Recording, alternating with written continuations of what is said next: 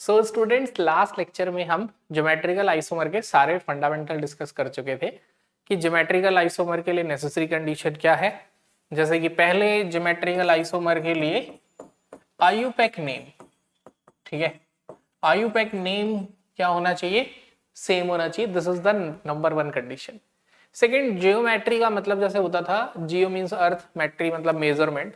तो यहाँ पे मतलब ये बात करें तो जियोमेट्री वर्ड ये भी बताता है कि डेवलपमेंट अर्थ की मेजरमेंट से हुआ, बट अब हम मेजरमेंट रिलेटेड सारी चीजों पे फोकस करेंगे।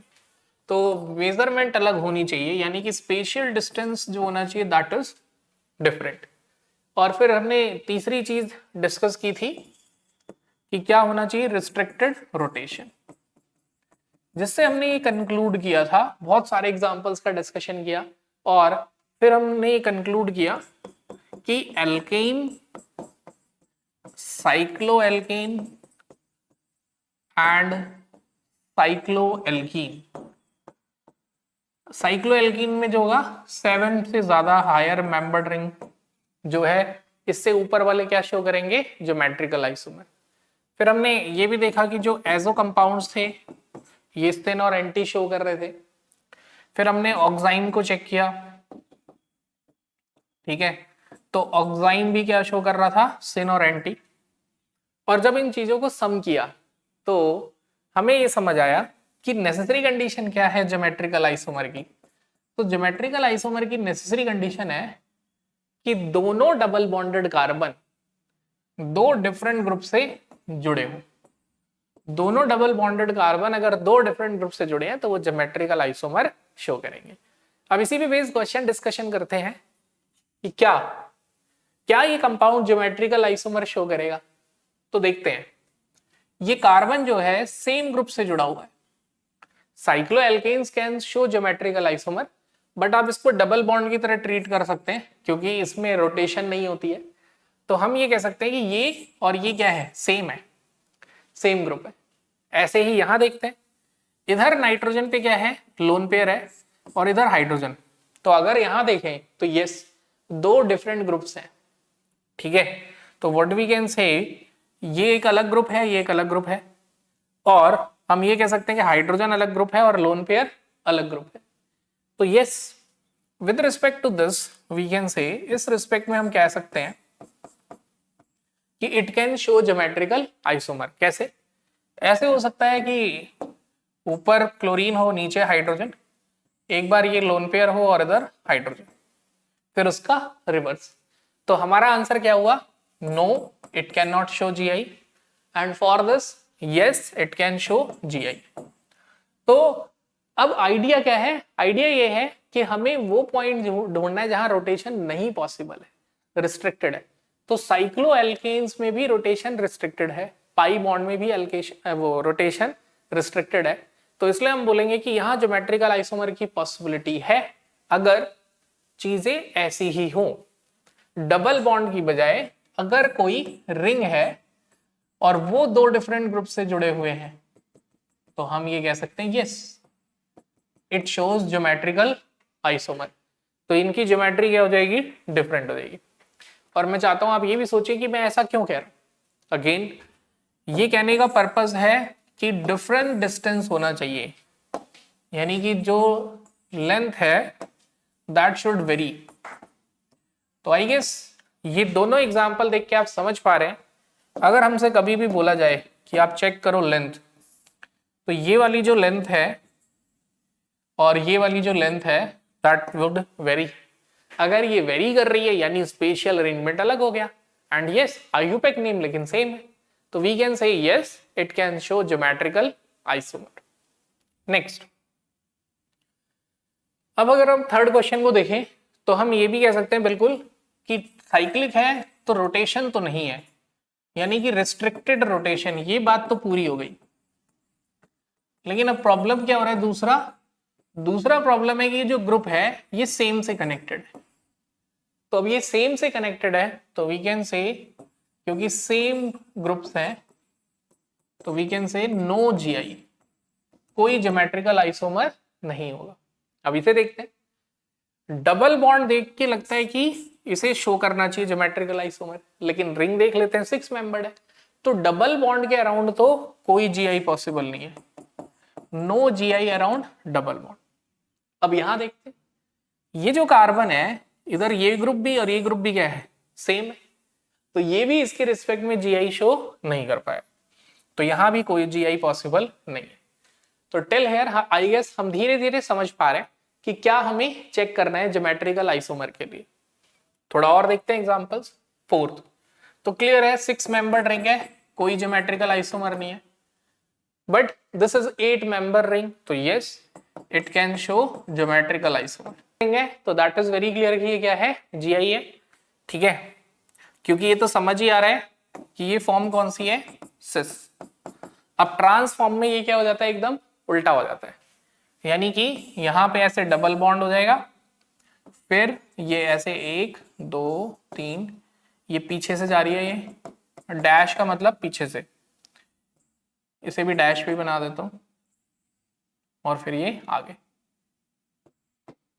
ठीक है, क्लियर है। तो यहां से हमें समझ आ जाता है कि यस ये है इसकी ट्रांसफॉर्म और ये है इसकी सिस फॉर्म। क्लियर। नेक्स्ट, अब पढ़ते हैं क्यूमुलिन्स। क्या क्यूमुलिन्स भी ज्योमेट्रिकल आइसोमर शो कर सकते हैं? तो देखो यहां पे क्यूमुलिन्स मतलब जिसमें कॉन्जिक्यूटिव डबल बॉन्ड। ठीक है, तो व्हाट इज क्यूमुलिन्स? क्यूमुलिन्स क्या होंगे, जिसमें लगातार डबल बॉन्ड होंगे, कॉन्जिक्यूटिव डबल बॉन्ड। ओके, वैसे तो इसे odd number of pi bond, even number of pi bond से याद भी किया जा सकता है, बट मैं फिर भी थोड़ी कोशिश कर रहा हूं कि आप इसे समझो, आप विजुलाइज कर पाओ कि ऐसा क्यों हो रहा है। ठीक है, तो देखो जरा, सबसे पहले ये जो कार्बन है आप समझो कि sp2 हाइब्रिडाइज्ड है। sp2 का मतलब है 120 डिग्री पे 3 है, तो एक हो गया यहाँ पे CH3 और एक हो गया हाइड्रोजन, और एक ये हाइब्रिड ऑर्बिटल हमेशा सिग्मा बॉन्ड बनाते हैं, ये बात भी समझ रही है। अब ये जो कार्बन है ये sp हाइब्रिडाइज्ड है, तो लीनियर हो गया स्ट्रक्चर। ठीक है, फिर उसके बाद ये वाला कार्बन sp2 है, तो ये इस तरीके का स्ट्रक्चर है। तो अब हमें यहाँ पे ये बहुत इंपॉर्टेंट है हमारे लिए समझना, बहुत ध्यान से देखना, ये बहुत इंपॉर्टेंट है हमारे लिए समझना कि ये प्लेनर स्ट्रक्चर है या नॉन प्लेनर स्ट्रक्चर है। तो देखो इसको आप कैसे समझोगे, देखना जरा स्क्रीन पे ही देखो। sp2 में मान लेते हैं कि हमारे पास जो ऑर्बिटल इन्वॉल्व है हाइब्रिडाइजेशन में, वो इन्वॉल्व है लेट से x और y, तो दो p ऑर्बिटल इन्वॉल्व हैं x और y। तो sp2 में जो ट्रायगोनल प्लेनर शेप आएगी 120 डिग्री पे, ध्यान से देखना, ये जो ट्रायगोनल प्लेनर शेप आई 120 पे, जब sp2 px और py ऑर्बिटल होंगे, तो आप समझ पा रहे हो कि ये जो बोर्ड है वो x एक्सिस और y एक्सिस रिप्रेजेंट कर रहा है। ठीक है, तो यू कैन अंडरस्टूड कि ये जो मैंने येलो बॉन्ड्स बनाए हैं ये सब x एक्सिस और y एक्सिस पे हैं, क्योंकि ये sp2 हाइब्रिडाइज्ड। अब मैं आपसे पूछता हूं, सोच के बताना, बहुत ही ज्यादा कंसेप्चुअल क्लैरिटी की नीड है यहाँ पे, कि sp हाइब्रिडाइज ऑर्बिटल में p के कौन से ऑर्बिटल की पॉसिबिलिटी है कि इसके साथ ओवरलैप करे। ठीक है, वो पॉसिबिलिटी कि अब px की है, py की है या pz की है। तो आप बोलोगे क्योंकि xy प्लेन पे है, तो जो ऑर्बिटल की ओवरलैपिंग होगी वो हेड टू हेड होगी। अगर हेड टू हेड होगी तो that orbital can be x और y, वो x और y हो सकते हैं, बट z तो बिल्कुल नहीं हो सकते। ठीक है, z यहां पे बिल्कुल इन्वॉल्व नहीं हो सकता, क्योंकि z यानी अलग एक्सिस पे है और हम बात सिर्फ xy प्लेन पे कर रहे हैं, वो तो z पे चला जाएगा। तो दैट इज वेरी क्लियर कि इधर या तो मुझे x लेना या y। तो मान लेते हैं मैंने इधर ले लिया x। अगर मैंने x ले लिया तो अब मेरे पास, ध्यान से सुनना, ये जो x ऑर्बिटल है ये इन्वॉल्व हो गया हाइब्रिडाइजेशन में। मैं sp लिख दे रहा हूं ताकि आप ध्यान से समझ लें कि ये हाइब्रिडाइजेशन में इन्वॉल्व है। अब py और pz ऑर्बिटल बचे हुए हैं, ध्यान से देखो, दीज ऑर्बिटल्स आर लेफ्ट, ये अनहाइब्रिडाइज्ड है। और अगर आप शुरू से मुझे फॉलो कर रहे हैं तो ये समझ जाते हो कि कार्बन के पास sp3 हाइब्रिडाइजेशन, sp2 और sp पॉसिबल है। अगर sp हाइब्रिडाइजेशन है तो 2 p orbital 2 p pi bond में इन्वॉल्व होंगे। अगर sp2 है तो 1 p ऑर्बिटल 1 पाई बॉन्ड में इन्वॉल्व होगा। तो देखो ये कार्बन sp2 है, इसका मतलब एक p ऑर्बिटल कौन सा होगा, वो जो पाई बॉन्ड में इन्वॉल्व होगा। px और py तो हाइब्रिडाइजेशन में इन्वॉल्व है, तो वो कौन सा ऑर्बिटल होगा, z। कौन सा होगा, z। तो ये xy प्लेन है, तो हम मान लेते हैं z प्लेन पे वो परपेंडिकुलर होगा। तो अभी मैं क्या कर रहा हूं, उसको उस एक्सिस को ऐसे इस तरीके से थोड़ा सा ड्रॉ कर रहे हैं कि आप समझ सकें कि ये एक दूसरे के परपेंडिकुलर लाइंस है। ठीक है, थोड़ा सा आपको वो परपेंडिकुलर दिख सके बस, इसलिए थोड़ा सा इस फॉर्म में ड्रॉ किया। तो मैं इसको ड्रॉ रेड कलर से ही कर देता हूं। तो दिस इज z एक्सिस जो कि परपेंडिकुलर होगी, क्या होगी, परपेंडिकुलर। ये भी z होगा pz, क्योंकि सेम पैरेलल ऑर्बिटल ही ओवरलैप करेंगे, है ना। ये तो आप समझ पा रहे हो ना, इफ दिस इज pz तो ये भी pz होगा, तभी तो ओवरलैप करेगा। अगर ये pz है तो px इसके परपेंडिकुलर हो जाएगा, तो ओवरलैपिंग नहीं होगी। ठीक है, पैरेलल होंगे तभी ओवरलैप होगा। तो अगर रेड pz है तो ये भी pz होगा, और ये आपस में कर रहे होंगे ओवरलैपिंग। ठीक है, तो अब देखो इधर एक पाई बॉन्ड बन गया pz का, लेकिन एट द सेम टाइम आप ध्यान से सुनना, एक ऑर्बिटल बिल्कुल सीधा होगा। ठीक है, एक ऑर्बिटल बिल्कुल सीधा होगा, मतलब ये थोड़े से टिल्टेड हैं प्लेन में, दूसरा स्ट्रेट होगा, और ये भी स्ट्रेट होगा, जो कि इसके साथ क्या बना रहा होगा, बॉन्ड। तो ग्रीन कलर वाले को हमने सीधा रखा है। कैन यू थिंक कि अगर ये pz है, ध्यान से सुनना, sp2 में ये मैंने एज्यूम किया, आप कुछ और भी एज्यूम कर सकते हैं, मैंने एज्यूम किया है कि x और y ओवरलैप कर रहे हैं। तो अगर x और y मतलब हाइब्रिडाइजेशन में इन्वॉल्व हैं, तो pz बचा पाई बॉन्ड के लिए। यहां पे sp हाइब्रिडाइजेशन में या तो x होना चाहिए था या y, क्योंकि इधर भी px py है, तो हेड टू हेड ओवरलैप करने के लिए x y में से कोई एक होना था। तो इधर बच गया था pz, खैर वो pz यहाँ पे पाई बॉन्ड में आ गया। अब मान लेते हैं कि sp में कौन चला गया, x, क्या बचा, y। तो जो y है वो ग्रीन कलर का है, ध्यान से देखना, मैं थोड़ा सा डार्क बनाने वाला हूं। जो y है वो ये ग्रीन कलर का अनहाइब्रिड ऑर्बिटल है, y is green colour unhybrid orbital, और ये भी ग्रीन कलर का अनहाइब्रिड ऑर्बिटल है। ठीक है, और क्या आप बता सकते हो, अगर ये z है और ये हमने मान लिया py, तो ये क्या होगा, डेफिनेटली ये भी py होगा, क्योंकि दो पैरेलल ऑर्बिटल ही ओवरलैप करते हैं।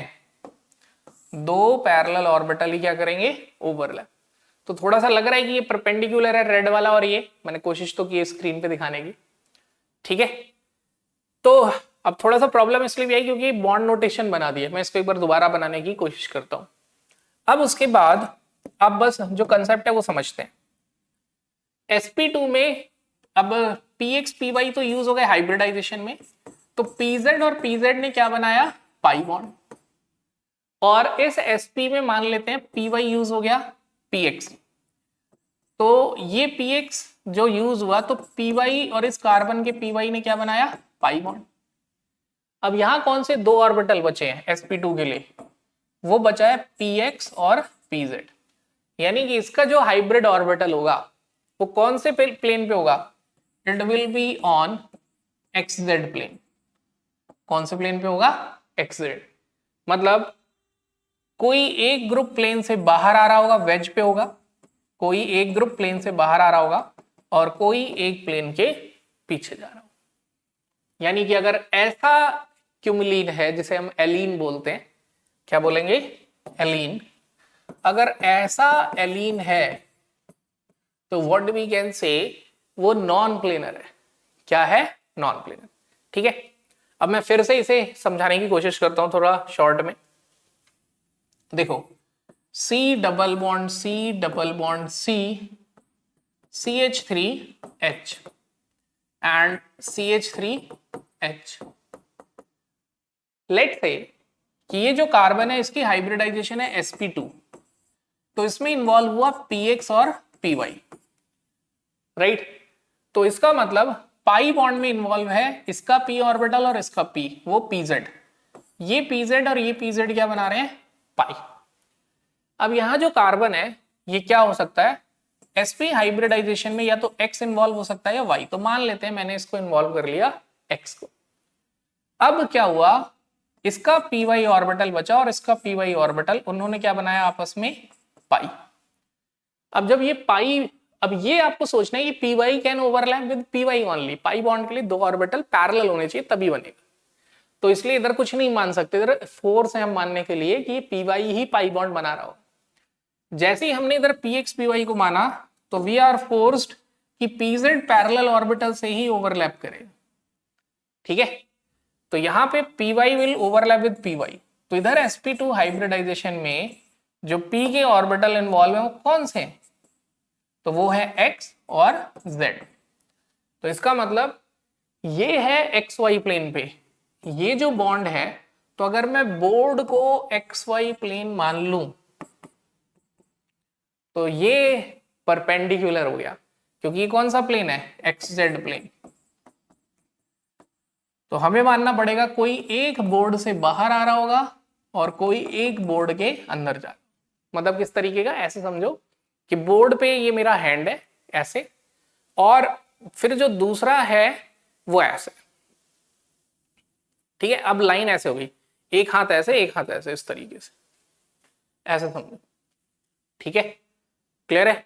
तो ऐसे इस तरीके का अरेंजमेंट है, यानी ये जो CH3 और H बॉन्ड है वो मेरे इस वाले हैंड पे, ठीक है, और दूसरा जो है वो इधर है, तो ये देखो एक दूसरे के परपेंडिकुलर है। तो this structure is non planar, ये जो स्ट्रक्चर है ये क्या है, नॉन प्लेनर।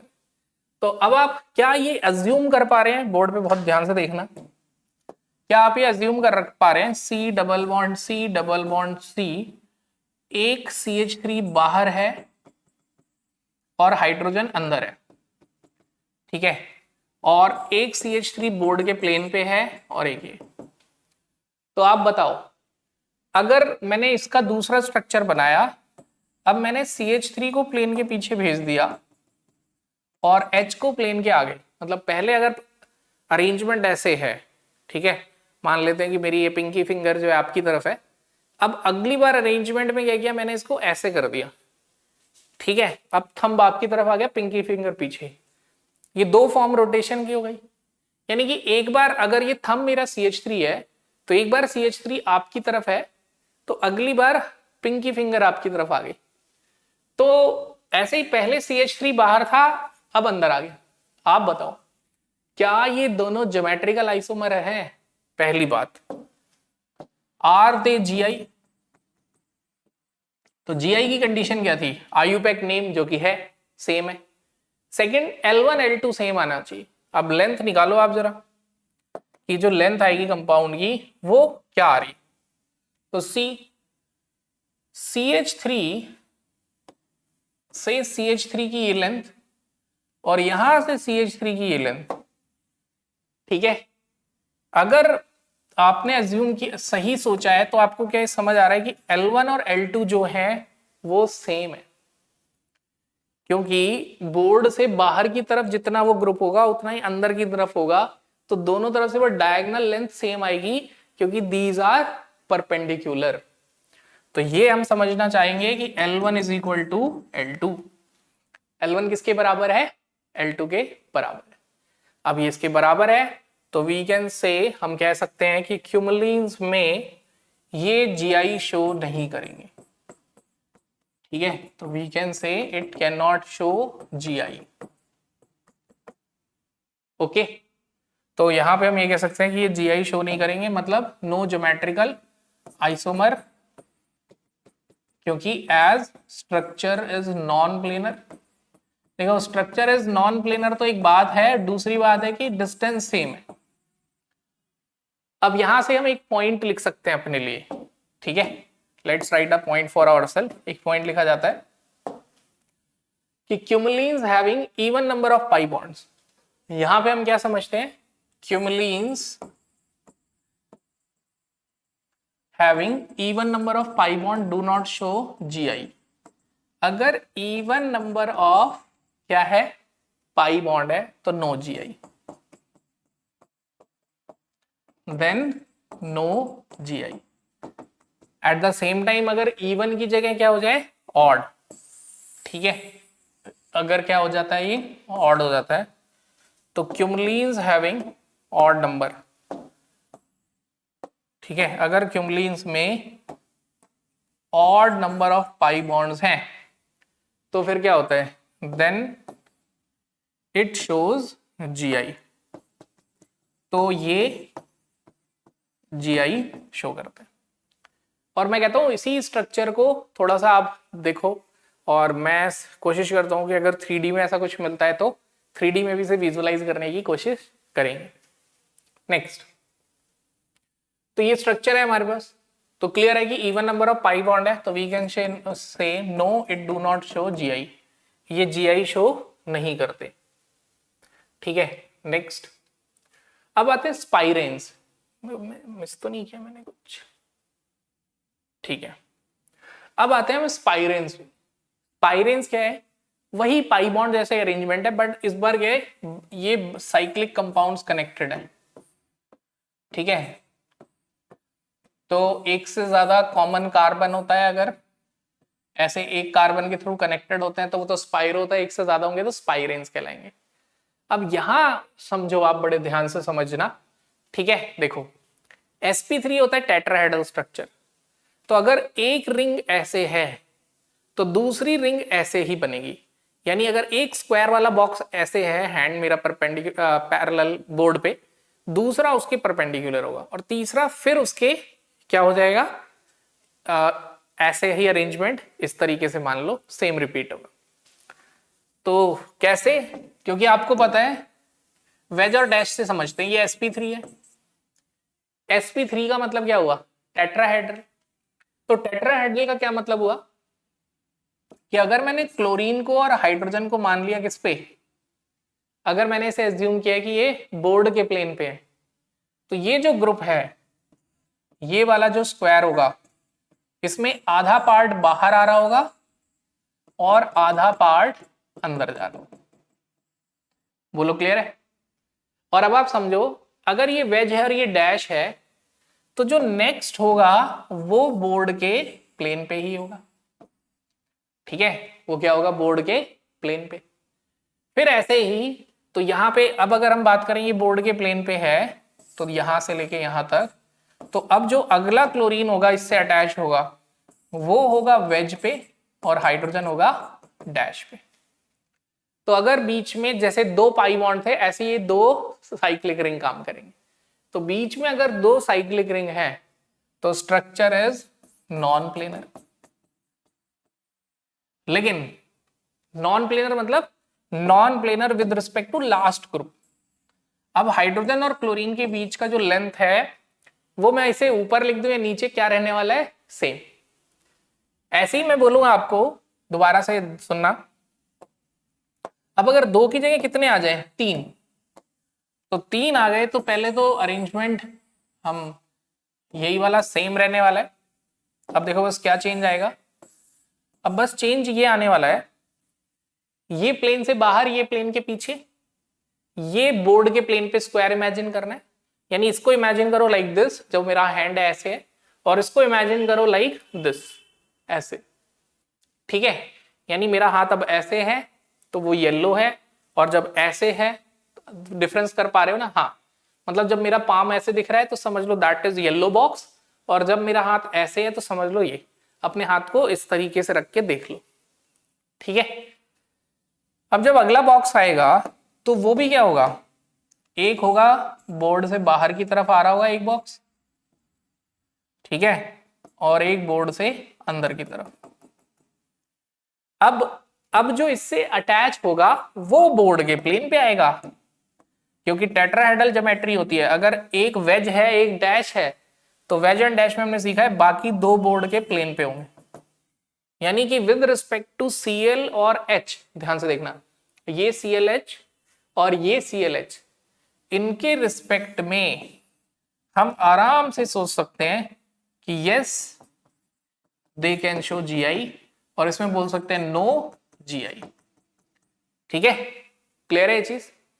तो दीज आर स्पाइरेन्स। तो स्पाइरेन्स में भी हमने कंक्लूड किया, क्या कंक्लूड किया? अगर मैंने और एग्जांपल्स लिखे कि हमने क्या कंक्लूड किया, अगर दो हैं, दो साइक्लिक रिंग है, ठीक है, यानी even number of cyclic ring in spirane do not show GI। ठीक है, स्पाइरेन्स में अगर इवन नंबर होगा रिंग तो वो GI शो नहीं करेंगे। क्यों? क्योंकि इवन होने की वजह से इधर वाला ग्रुप और ये ग्रुप एक दूसरे के परपेंडिकुलर हो जाते हैं, और परपेंडिकुलर होने की वजह से डिस्टेंस क्या रहता है? सेम। तो देखो ये क्वेश्चन ना कई बार बहुत सिंपल भी पूछ लेते हैं, जैसे मैंने अभी जेईई मेंस का question of the day series भी स्टार्ट किया एज अ पोस्ट, ताकि क्योंकि क्या होता है ना, कई बार बच्चे जेईई मेंस के क्वेश्चन देखते ही नहीं है। अब मैं पढ़ा रहा हूं तो बच्चा मेरे से ऑफलाइन में बोल रहा है सर ये इतना ज्यादा कभी आ रहा है। अरे आजकल जेईई मेंस में अगर हम बात करें, हर सेट में मतलब 2 शिफ्ट में पेपर हो रहे हैं ऑलमोस्ट। ऑर्गेनिक तो बहुत अच्छी आ रही है, अच्छे लेवल की। अच्छे लेवल का ये मतलब नहीं है कि टफ आ रहा, मतलब सारे कंसेप्ट आपको पता होना चाहिए, हर कंसेप्ट पे क्वेश्चन आया। ठीक है, तो जैसे ये H है, ये Cl है, तो ये क्वेश्चन भी कभी पूछा जा सकता है कि आप बताओ ये Cl और ये Cl का relation, what is the relation between this L1 and this L2। L1 और L2 का रिलेशन बताओ, तो आप क्या बोलोगे? L1 is equal to L2, L1 is greater than L2, या L2 is greater then L1, या हमें नहीं पता, we simply know L1 is not equal to L2। अगर आपको ये समझ आए तो कमेंट करो, नहीं समझ आए तो जरूर करो, ताकि मैं और अच्छा तरीका सोचूं आपको इसे एक्सप्लेन करने का।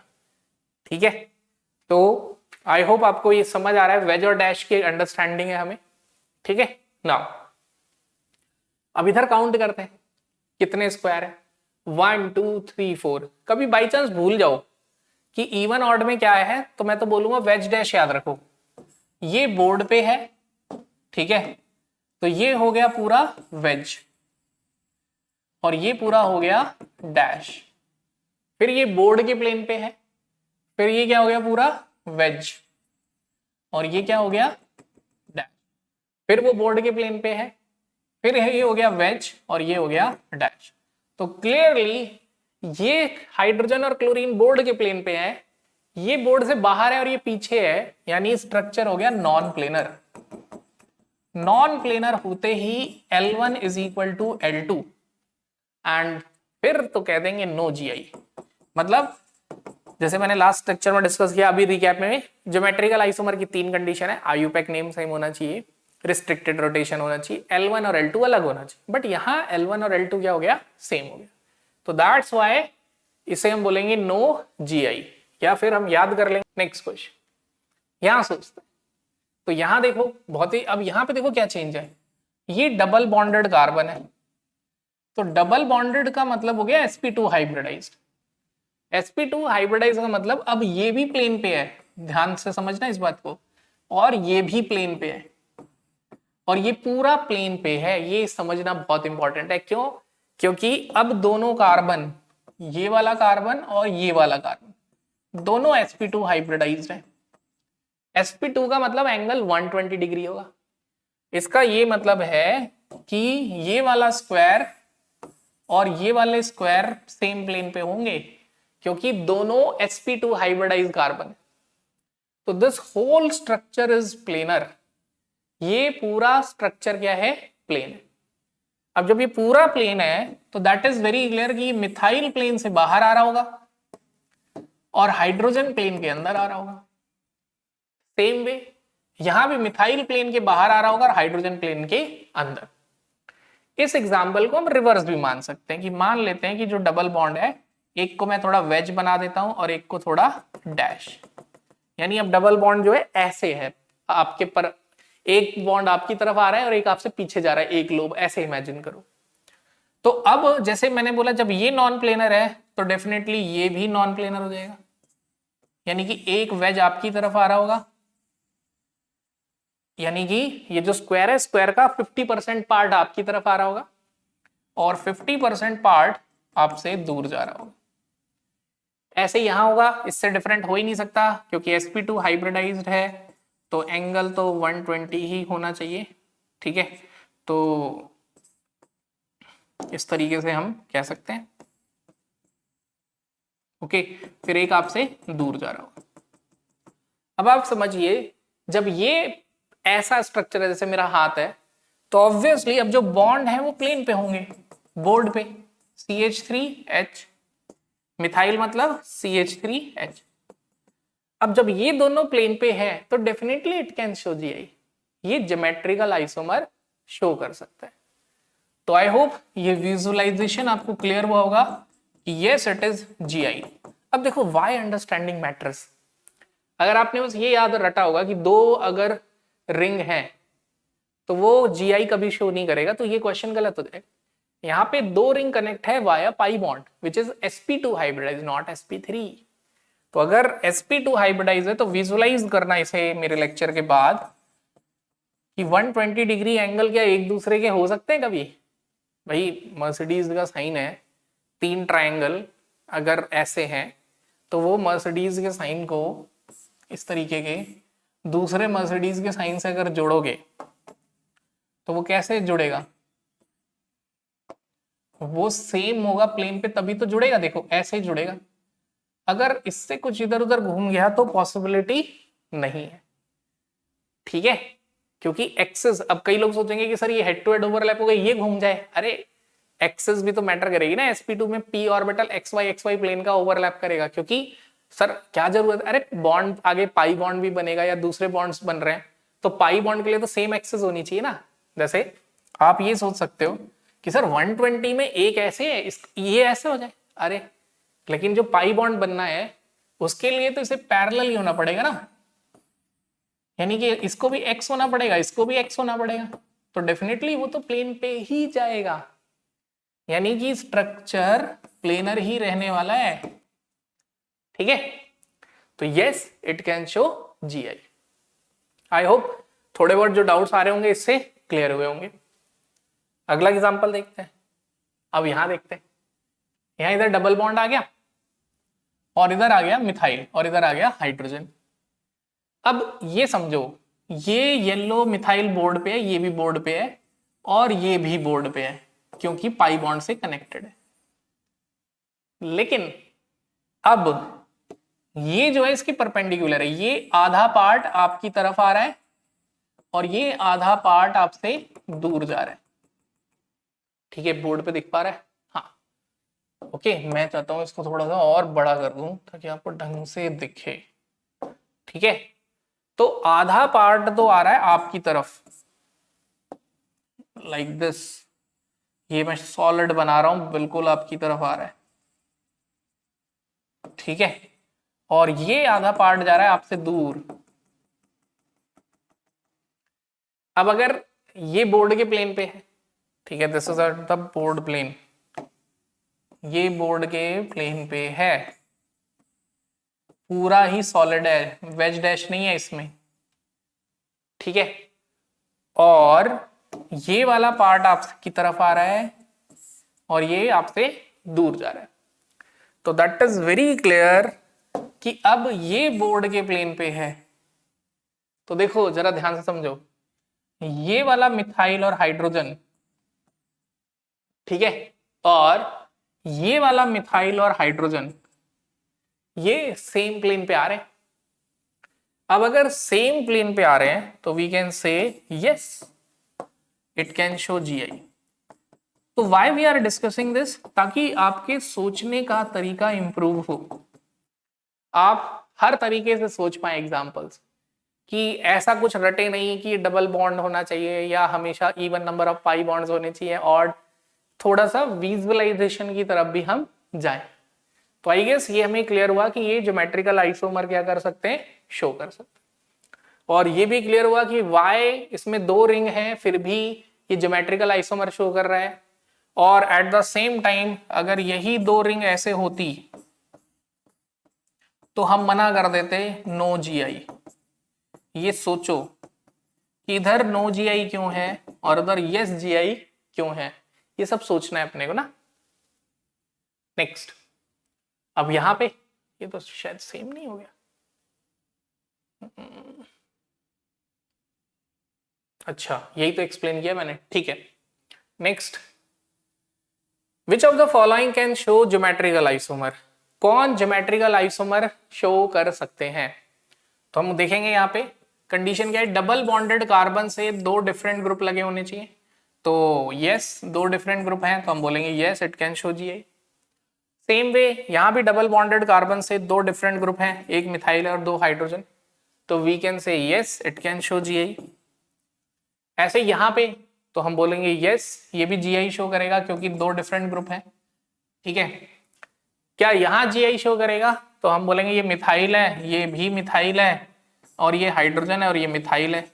इधर तो 2 ग्रुप डिफरेंट है लेकिन इधर 2 ग्रुप क्या है, सेम, तो हम बोलेंगे नो जीआई, यहां जीआई नहीं होगा।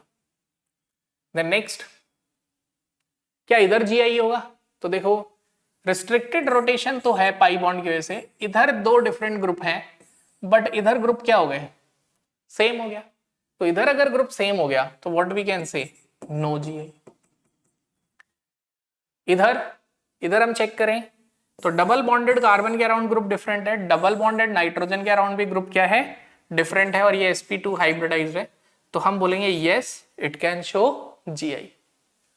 इधर देखते हैं क्या ये जीआई शो करेगा, तो फ्लोरीन क्लोरीन और इधर एक हाइड्रोजन और इधर भी, तो दोनों कार्बन डिफरेंट डिफरेंट ग्रुप से जुड़े हुए हैं, तो yes it can show GI. अब मैं चाहूंगा कि हमने इतना डिस्कशन कर लिया है तो आप इसका सिस और ट्रांस भी बनाकर जरूर देखें। जैसे ये है तो यस ये भी जीआई शो करेगा, draw it cis and trans form. Comfortable zone से बाहर आओ, एक पेन पेपर रफ हाथ में होगा आपके, तुरंत इसका जीआई ड्रॉ करो। नेक्स्ट, ये ज्योमेट्रिकल आइसोमर शो करेगा, यस। क्या ये ज्योमेट्रिकल आइसोमर शो करेगा? तो वी कैन से यहाँ पे साइक्लोहेक्सीन के रिस्पेक्ट में तो नहीं करेगा लेकिन इसके रिस्पेक्ट में जीआई शो करेगा। यहां अगर हम बात करें इसके अराउंड तो जीआई शो नहीं करेगा डबल बॉन्ड, लेकिन यहां पर वो जीआई शो कर सकता है, तो दिस पार्ट के लिए yes it can show geometrical isomer. Next 12th, अगर हम 12th को देखें तो हम कह सकते हैं कि इस ग्रुप को देखें तो with respect to this double bonded carbon ये तो जीआई शो नहीं करेंगे, लेकिन अगर इस पूरे ग्रुप को इधर इसके रिस्पेक्ट में देखा जाए क्योंकि इधर हाइड्रोजन भी है, तो हम बोलेंगे yes at this carbon it can show GI. तो अब दिमाग में आएगा कि ये तो सेम ग्रुप है, चलो ये हाइड्रोजन अब यहाँ पे CH तो अलग अलग कार्बन पे लगे हुए ना, ठीक है। नाउ 13th को देख, 13th में यहां हाइड्रोजन है यहां हाइड्रोजन है, पॉसिबल नहीं है जीआई क्योंकि दोनों कार्बन अलग ग्रुप से जुड़े होने चाहिए। यहां पर भी हाइड्रोजन है यहां भी और इधर अलग, तो ये भी जीआई शो नहीं करेगा, और साइक्लोहेक्सीन तो जीआई शो कर ही नहीं सकता। इधर आते हैं, अब अगर हम यहां बात करें ये H है ये H है और ये CH3 है, ये मिथाइल है ये H है और ये H, तो यहां उल्टा हो गया, यहां इसके अराउंड तो ज्योमेट्रिकल आइसोमर नहीं है बट इन दोनों डबल बॉन्ड के अराउंड सिस और ट्रांस पॉसिबल है, तो you can say yes these two forms can show GI, ठीक है। अब ये वाला ये तो देखते ही समझ आ रहा है, साइक्लोहेक्सीन नो जीआई, 7 मेंबर से कम में हम जियोमेट्रिकल आइसोमर मानते ही नहीं। अब ये कितने मेंबर है, 1 2 3 4 5 6 7 8 9 10 मेंबर है तो शो ही करेगा जीआई, ठीक है। 10 मेंबर कैन शो जीआई, मैं बोलूंगा इसका आप सिस ट्रांस दोनों लिखो। ये पाई बॉन्ड देख लेते हैं, even number of pi bond है, ठीक है, तो अगर even number of pi bond होता है तो जीआई नहीं होता, नो जीआई। यहां पे तो वैसे भी नहीं मतलब है, even number of pi bond है और ग्रुप सेम है, नो जीआई। ठीक है, नेक्स्ट यहां पर अगर हम बात करें तो देखो ये डबल बॉन्ड, ये डबल बॉन्ड, ये डबल बॉन्ड, तो यहां पे कितने पाई बॉन्ड है अगर हम बात करें, 1 2 3, odd number of pi bond होने की वजह से ये और ये प्लेन पे आ गया। तो with respect to ME H and this whole group it can show GI। अब आते हैं इधर बात करें तो ये हो गया H double bond HME with respect to this whole group, और ये it can also show GI। तो ये ज्योमेट्रिकल आइसोमर यहां भी शो करेगा और यहां भी शो करेगा, दोनों पार्ट इसके GI शो करेंगे। नेक्स्ट, क्या ये GI शो करेगा? तो देखो रिंग में हमने बात की थी, अगर इवन है रिंग तो GI नहीं होता, तो यहां मना कर देंगे नो GI। ठीक है, और यहां अगर हम चेक करें तो व्हाट वी कैन से, यहां भी इवन है और इधर भी GI नहीं है, क्योंकि ग्रुप भी क्या है, सेम है, हाइड्रोजन हाइड्रोजन। नेक्स्ट, खत्म। ठीक है, तो इन दिस वे हमने ज्योमेट्रिकल आइसोमर के जो केसेस थे उनका डिस्कशन किया, और उस पे बेस सारे चीजों को अलग से हमने डिस्कस किया है, और उस पे बेस जो जितने वेरियस फॉर्म के क्वेश्चंस बन पाते थे उन्हें भी डिस्कस किया। जिस भी क्वेश्चन पे डाउट है उसे प्लीज कमेंट करें, और जो क्वेश्चन मैंने देखा है कि बच्चा सबसे ज्यादा गलत करता है, यानी लीस्ट, सबसे ज्यादा गलत करने का मतलब मुझे मोस्ट लिखना चाहिए, तो मैं बोलूंगा most negative question. Negative question मतलब ये बच्चा इसे अटेम्प्ट करके नेगेटिव मार्क लाता है, तो वो क्वेश्चन क्या है, ये पूछा जाता है क्या ये ज्योमेट्रिकल आइसोमर शो करेगा, कमेंट करो यस और नो विद योर रीजन। ठीक है, और अगर आपने इसको सही कमेंट किया है तो मतलब आई होप कि थोड़ा बहुत आपको ज्योमेट्रिकल आइसोमर समझ आए।